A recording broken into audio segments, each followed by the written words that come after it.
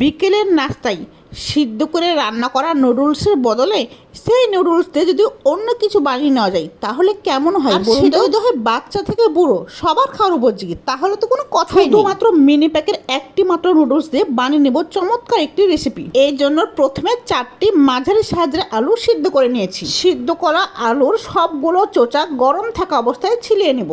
তো আমার এক এক করে সবগুলো আলুর চোচা ছিলে নেওয়া হয়ে গেছে। এবার একটি গ্রেটার নিয়ে গ্রেটারের চিকন ছাঁচ দিয়ে সবগুলো আলু ভালোভাবে গ্রেট করে নেব।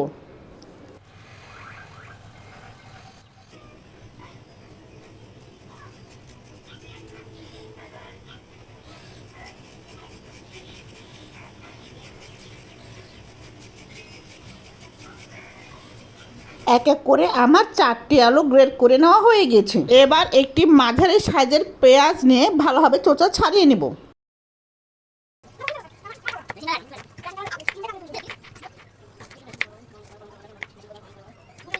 সাথে 2 থেকে 3টা কাঁচামরিচ কুচি কুচি করে কেটে নিব।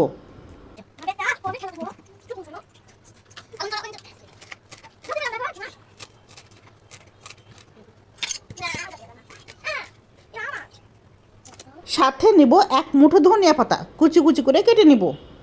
সবগুলো উপাদান এক এক করে কেটে নেওয়া হয়ে গেলে আগে থেকে গ্রেট করে রাখা আলুর উপর এক এক করে সবগুলো উপাদান দিয়ে দিব। পেঁয়াজ কুচি, কাঁচামরিচ কুচি, ধনিয়া পাতা কুচি, চিলি ফ্লেক্স, স্বাদ মতো লবণ, হলুদের গুঁড়া, কাশ্মীরি লাল মরিচের গুঁড়া, ভেজে রাখা জিরার গুঁড়া নিয়ে সবগুলো ভালোভাবে ম্যাশ করে নেব।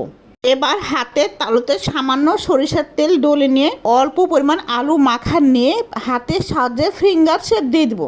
আমার এক এক করে সবগুলো আলুর ফিঙ্গার শেপ বানিয়ে নেওয়া হয়ে গিয়েছে।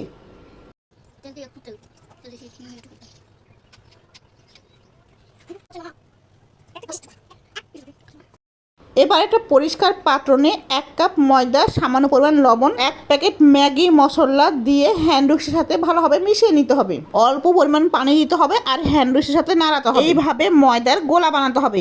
এই ময়দার গোলা বেশি পাতলা করে দেওয়া যাবে না। এবার আমরা পটেটোর ফিঙ্গার বানানোর শেষ পর্যায়ে চলে আসছি। ভিডিও শুরুতে একটা মিনি প্যাকেট নুডলস দেখাচ্ছিলাম। প্যাকেট নিয়ে বেলুনের সাহায্যে ভালো মতো কুচি করে নেব। একটা পাত্রে ভালো মতো ঢেলে নিব। দেখেই বোঝা যাচ্ছে কুচির পরিমাণ কেমনটা হয়েছে। এবার ময়দার গোলাতে একটা করে পটেটো ফিঙ্গার নিয়ে ভালো মতো চুবে দিতে হবে। এরপর গুঁড়ি করে রাখা নুডলসের ওপর ভালো মতো কোট করে নিতে হবে। এক এক করে সবগুলো পটেটো ফিঙ্গারে নুডলসের গুঁড়ি মেশানো হয়ে গেছে।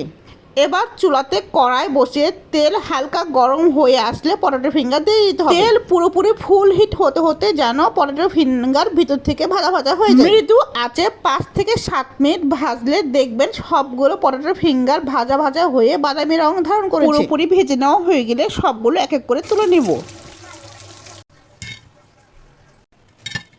যারা মুখরোচক খাবার খেতে পছন্দ করেন তারা একবার হলো এই পটেটো ফিঙ্গার বানিয়ে দেখবেন। জিভে স্বাদ লেগে থাকবে।